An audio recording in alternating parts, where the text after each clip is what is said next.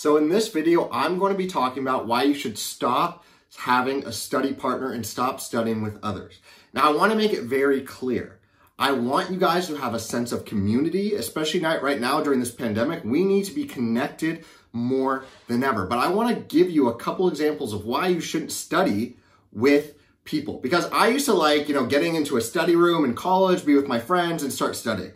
But the reality was I might have been there for 4 hours. But I was having fun with my friends, we were talking about different stuff, and I was never fully concentrated, and the distractions, right, are more than ever. You have your phone, you have your friends, you have all this stuff, right, to distract you from actually studying. So that's rule number one, right? And if we were gonna sit down to study for a time period, we wanna be fully focused so we're not wasting our time, and we can hang out with friends outside of studying and outside of school so we can actually have fun, right? The second reason is you are gonna be reliant on others.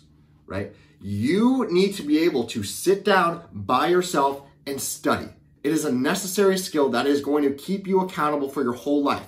You cannot be reliant on Zoom with me study sessions with your whole group of study partners, because what if something happens and they're not there? And the majority of the time, they're not going to be there your whole career. How are you going to muster up the motivation, right, to study if you're reliant on other people to study with you? Right? It is so important that you develop the skills and habits where you could just sit down, schedule a study session, and concentrate by yourself. You cannot be relying on other people because they're not always going to be there for you, right? And they're not really fixing the real issue when you study with these people. Let's say you are on a study schedule where you're studying with people X amount of hours per week. Right? But they're not teaching you how to actually study. They're just getting you to sit down. But what if you're not doing active learning? You're highlighting, you're reading the book, and you're not actually quizzing yourself to emulate the tests, which is the most important aspect of your study, is getting those reps. What if these students are doing the wrong techniques and you're taking their bad habits, right? You're not actually fixing the issue. So I have no problem with you studying with people and having friends and feeling connected. But you need to formulate the habits where you can study by yourself no matter the place, time, or day.